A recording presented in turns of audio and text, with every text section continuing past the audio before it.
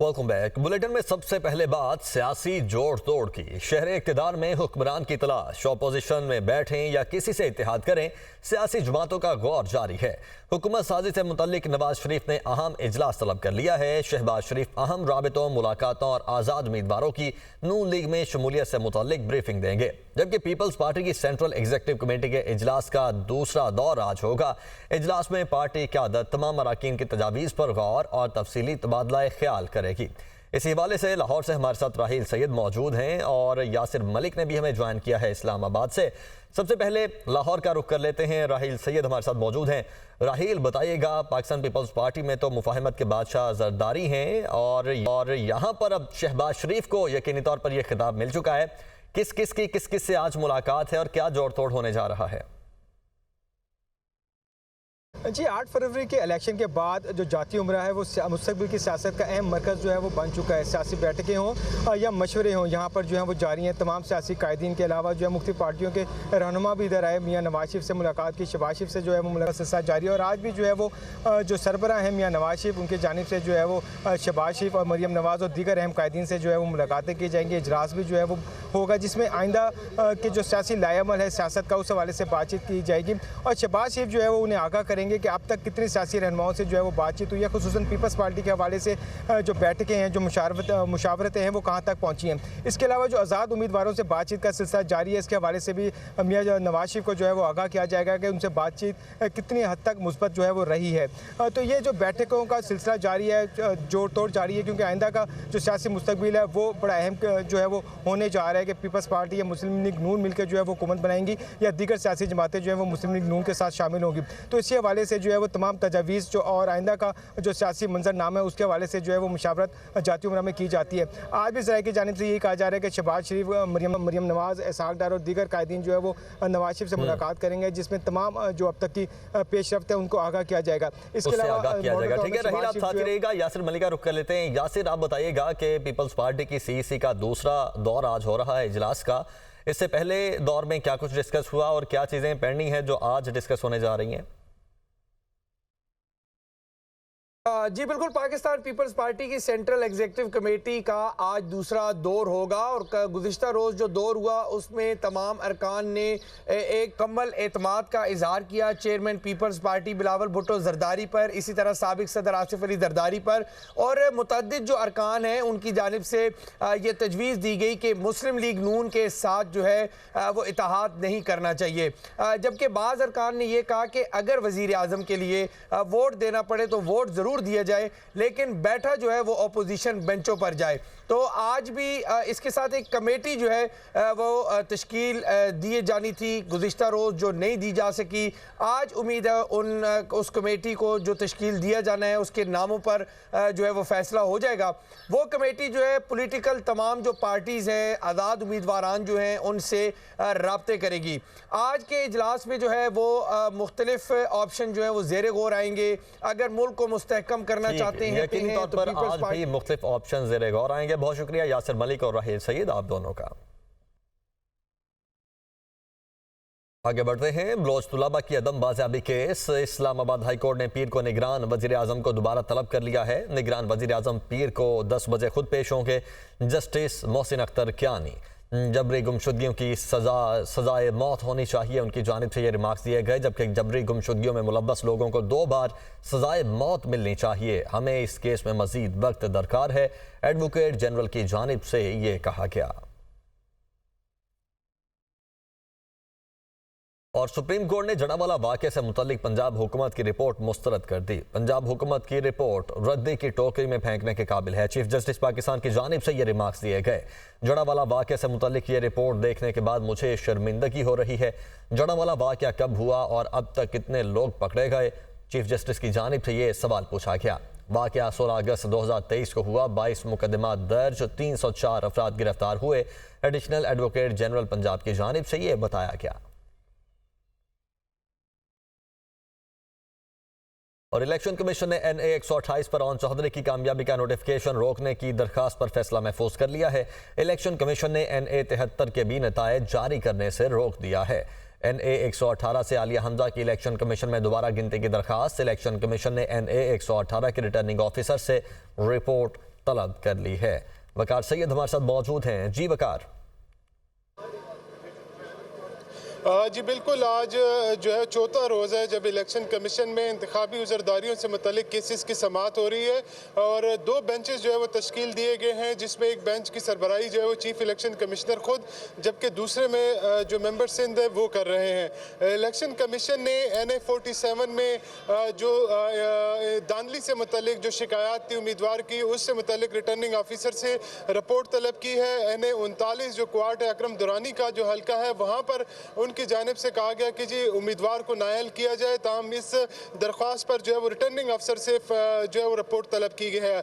इसी के नीचे जो हल्का है PK 100, उसमें रिपोर्ट तलब की गई है। NA 70, NA 73 डस्का, उसके अलावा NA 65 और NA 118 जो आलिया हमजा है उनकी जानिब से दरख्वास्त दायर की गई। उनकी जानिब से कहा गया कि इलेक्शन जो रिटर्निंग ऑफिसर है उनकी जानिब से जो फॉर्म 47 तरतीब दिया गया उसमें उनके नुमाइंदों को शिरकत की इजाज़त जो है वो नहीं दी गई, और जबकि मुबैना तौर पर इस हल्के में भी धांधली की गई है। जबकि इलेक्शन कमीशन ने PP 284, PP 191, इसके अलावा PP 21, NA 128, PP 71 तो फैसला महफूज किया गया है। बहुत शुक्रिया, रिपोर्ट भी तलब कर ली गई है आपका।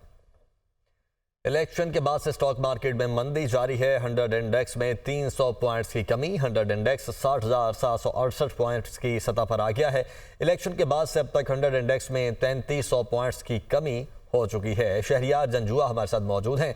शहरियार, क्या वजह है? अब यकीनी तौर पर जब ये सियासी जोड़ तोड़ मुकम्मल हो जाएगा, एक गवर्नमेंट भी बन जाएगी, लेकिन इसके बावजूद स्टॉक मार्केट क्यों नीचे जा रही है? देखें, स्टॉक मार्केट नीचे जाने की सबसे बड़ी वजह तो ये है कि अभी तक क्लैरिटी नहीं है कि हुकूमत किसकी बनेगी। जो 2 बड़ी सियासी जमातें हैं, यकीनन उन्होंने ही हुकूमत को आने वाले दिनों में हुकूमत उन्हीं की बनेगी, लेकिन जो वज़ीर ख़जाना किसका होगा, मौशी पॉलिसीज़ क्या होंगी, आने वाले वक्तों में IMF के पास जाना है, तो ये तमाम खदशात अभी तक स्टॉक मार्केट में ब्रोकर्स पे मौजूद हैं। तो मेरे साथ भी एक ब्रोकर भी मौजूद है, सरफराज साहब, इनसे बात करते हैं और इनसे पूछते हैं कि स्टॉक मार्केट रोज़ क्यों गिर रही है। अच्छा जनाब, बताएगा, स्टॉक मार्केट आज भी बहुत मंदी थी, तकरीबन 4000 पॉइंट्स तक तो आज ही गिर गए थे, लेकिन थोड़ी बहुत रिकवर हुई है। थोड़ी सी वजूहत मैंने बताइए, कुछ आप बताइएगा। देखिए, सबसे पहले जो इलेक्शन के बाद जो है तकरीबन कंटिन्यूसली 3 दिन से तकरीबन बाजार जो है वो डाउनवर्ड ट्रेंड पे जा रही है। इसकी बुनियादी वजह आपने जिस तरह कहा कि जो क्लैरिटी नहीं आ रही कि हुकूमत किसकी बनेगी, कैसे बनेगी, क्या एजेंडा है, IMF से जो मुज़ाकरात है आने वाले दिनों में, तो ये सारे फैक्टर हैं जिसकी वजह से मार्केट थोड़ा सा अभी एब्जॉर्ब कर रही है चीज़ें। तो जैसे ही हुकूमत इस्टेब्लिश हो जाएगी और IMF से हमारे जो मुज़ाकरात चालू हो जाएंगे, स्टार्ट हो जाएंगे, तो इसके बाद जो है मार्केट भी बेहतर हो जाएगी और इकनॉमिक कंडीशन और पॉलिटिकल सिचुएशन जो भी बेहतर हो जाएगी। बहुत शुक्रिया आपका। देखिए, जो इन्होंने वजूहत बताई कि वजह अभी स्टॉक मार्केट में एक ही है, जो हमारी और भी बड़े ब्रोकर से बात हुई है कि उनका यही कहना है कि अभी अनसर्टेनिटी बहुत है मुल्क में अभी बैरूनी कर्जे बहुत हैं। जब तक ये चीज़ें क्लियर नहीं होंगी, जैसे ही हुकूमत साजी का अमल मुकम्मल होगा, तब यहाँ पर मार्केट में हम कुछ बेहतरी दे सकते हैं। बहुत शुक्रिया शहरियार आपका। मुर्तज़ा वहाब मीडिया टॉक कर रहे हैं, आपको ले चलते हैं। मौजूद है जिसके बेसिस के ऊपर इंशाअल्लाह सूबा सिंध के अंदर हम अपनी हुकूमत स्टैब्लिश करने जा रहे हैं। इंशाअल्लाह वफाक के अंदर भी पाकिस्तान पीपल्स पार्टी बिलावल भुट्टो जरदारी साहब की शक्ल में इंशाअल्लाह अगर वज़ारत उज़्मा बिलावल साहब के पास आती है, पीपल्स पार्टी के पास आती है, तो ये जो सोच थी ना कि वफाक सूबा और शहर मिलकर काम करेगा, यकसोई के साथ काम करेगा, एक दूसरे की मदद करेगा, मुझे इंशाअल्लाह वो ख्वाब पूरा होते हुए नज़र आ रहे हैं। अगले 3, साढ़े 3, 4 साल इस शहर की खिदमत के साल हैं, इस शहर के इंफ्रास्ट्रक्चर की बेहतरी के साल हैं, और इंशाअल्लाह पाकिस्तान पीपल्स पार्टी का एक कारकुन बिलावल साहब की सरबराही में, जरदारी साहब की सरबराही में इस मिशन को पूरा करने में अपना किरदार अदा करेगा। इस उम्मीद के साथ, इस दुआ के साथ कि आने वाला वक्त इस शहर कायद के लिए, शहर कराची के लिए अल्लाह ताला बेहतर बनाए, हमारे प्यारे सूबा सिंध के लिए, प्यारे पाकिस्तान के लिए बेहतर बनाए। पाकिस्तान जिंदाबाद, जिए भुट्टो, जिए अवाम।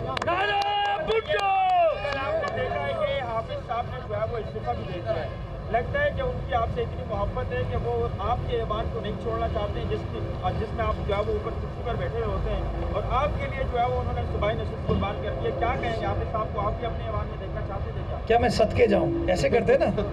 हाँ, मैंने बार बार कहे नईमुर रहमान साहब अच्छे आदमी हैं, लेकिन उनको चीज़ों का पता नहीं है। मैं उनको बताता चलूँ, इस्तीफ़ा तब दिया जाता है जब आप हल्फ ले लें। ये दुनिया में एक नई तारीख ये आदमी रकम करता है कि इलेक्शन से पहले अपने आप को मेयर बना देता है, कहता है मैं शहर की तरक्की का ज़ामिन हूँ। सियासी जमात कहीं नज़र नहीं आती, अपनी तस्वीरें हर जगह नज़र आती हैं। वो जमात इस्लामी की सोच क्या थी और नईमुर रहमान साहब की सोच क्या है वो आपके सामने है। तो मुझे थोड़े से नईमुर रहमान साहब पैदल नज़र आते हैं, थोड़े से। मुझे समझ नहीं आया कि हल्फ लिया नहीं, नोटिफाई नहीं हुए अभी तक। पहले नोटिफाई होंगे, ये भी 14-15 दिन का प्रोसेस बाकी है, उसके बाद हल्फ लेंगे। हल्फ जब ले लेना उसके बाद आप इस्तीफ़ा देते हैं। ये किसी शख्स को ये हक़ हासिल नहीं है कि खुद ही कह दे मैं इस्तीफ़ा दे रहा हूँ और साजिद भाई को जो है ना MPA बना दिया जाए।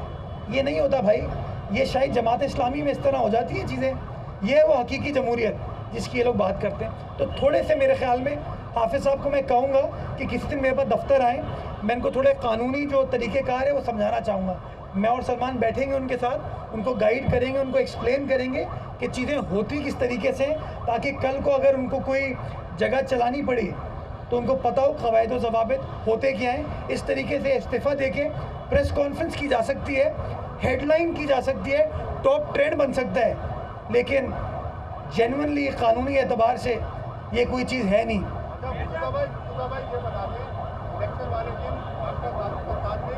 प्रेस ब्रीफिंग के दौरान कहा है कि MKM को इस स्टेट ने मैंडेट दे दिया, मुर्तज़ा आपके पास अब जवाब नहीं बनता।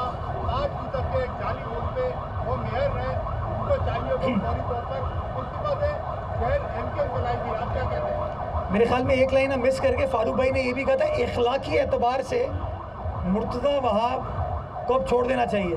इखलाकियात की बात कौन कर रहा है यार? पूरा जवाब दूंगा भाई। इखलाकियात की बात कौन कर रहा है? 12 मई वाले, साने बल्दिया वाले, इस शहर को तबाह करने वाले इखलाकियात की बात कर रहे हैं। फारूक भाई मेरा मुंह ना खुलवाए मैंडेट के बारे में। वो आपके टीवी चैनल्स पे, सोशल मीडिया पे तमाम चीज़ें चली हैं।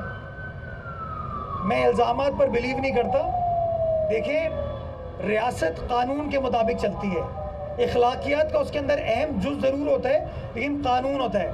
जो आपको ये सो कॉल्ड मैंडेट मिला है, जिसके ऊपर अभी झगड़ा चल रहा है, पता नहीं मिला है नहीं मिला है, बट चले मैं मान लेता हूँ मिला है, वो आपको बल्दियात का नहीं मिला है। आप कौमी असम्बली की नशिस्तों पर जीते हैं, सूबाई असम्बली की नशिस्तों पर जीते हैं, तो कौमी असम्बली की नशिस्त जीत के आप कराची के मेयर तो नहीं बन सकते भाई। ये मुझे समझ नहीं आता। इसकी मिसाल मैं आपको देता हूँ। 2001 में MKM ने बॉयकॉट किया था, कहाँ पे टांक नहीं थी उस ज़माने में उनकी, तो बॉयकॉट किया। नेमतुल्लाह साहब नाज़िम बन गए कराची के। 2002 के जब इलेक्शन हुए, 20 कौमी असम्बली की नशिस्तों में से 12 शायद MKM ने जीती थी, तो क्या नेमतुल्लाह साहब घर चले गए थे? उन्होंने अपने टेन्योर पूरा किया था। क्यों शाहिद भाई पूरा किया था टेन्योर? तो ये मुझे समझ नहीं आता कि कानून शानून शायद ये लोग पढ़ने में बिलीव नहीं करते। चीज़ बड़ी वाज़ेह है, चीज़ बड़ी क्लियर है।